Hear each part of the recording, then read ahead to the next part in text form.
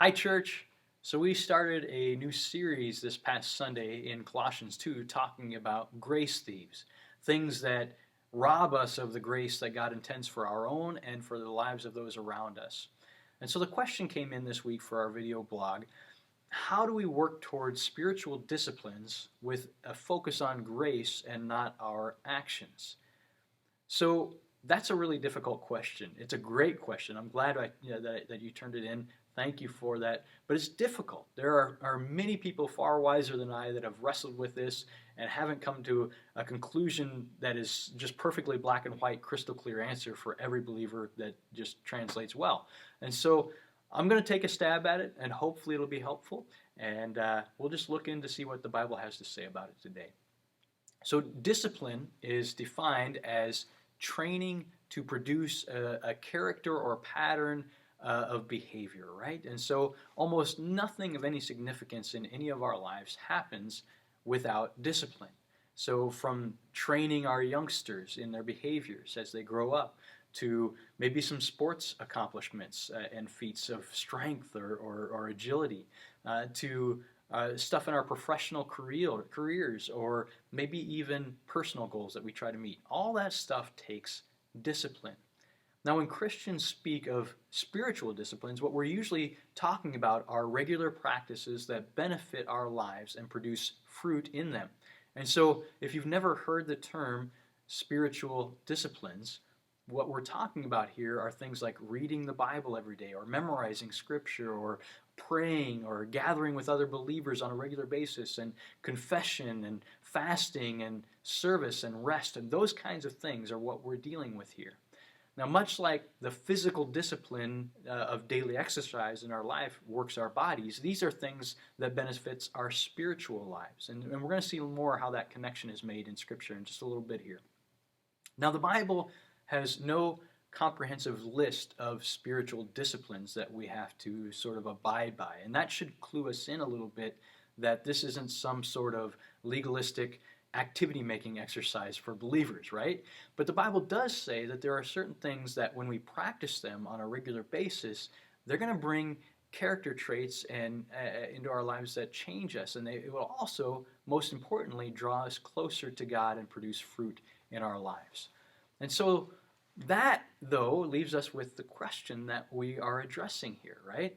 If spiritual disciplines produce change in our outward behaviors, how do we do that? How do we engage in physical disciplines with a focus on grace instead of a focus on our actions? And so I believe the answer is in the purpose of our spiritual disciplines and not the outcome of them.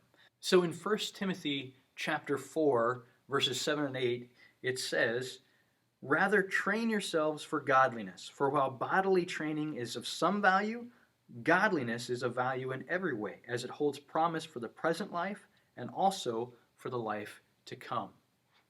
And so this says that godliness is the goal. Not knowing more scripture, not having sinned less this week.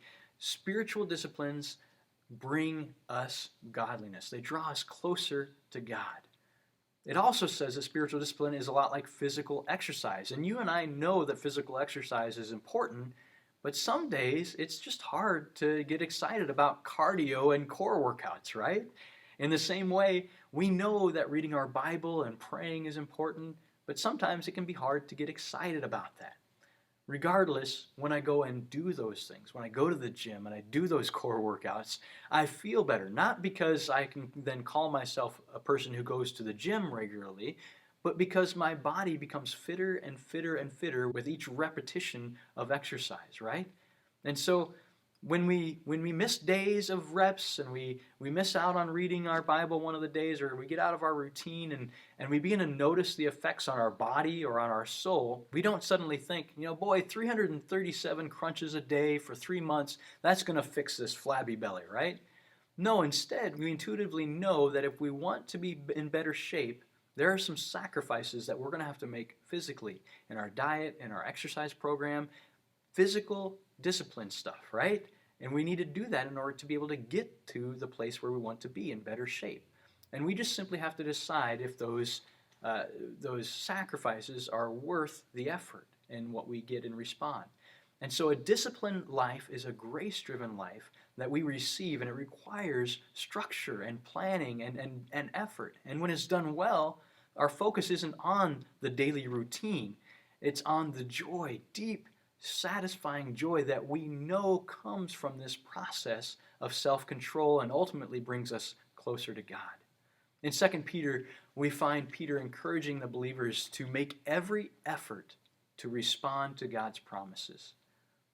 We do that not because we want to please God or because we want to be people who are known that we read our Bible every single day, or we think that there's some sort of magic number of prayers said or pages read that makes us righteous. But we do that because we know we are loved by God, we love God back, and we want to be as close to Him as possible because we know what that outcome of being close to Him is, and that is a joy-filled life. So I know that wasn't a black and white answer, but I hope it was still helpful to you as you navigate the waters of engaging important spiritual disciplines in your life, but also focusing on the grace that God gives to us instead of making it a legalistic routine. Until next time, be a witness.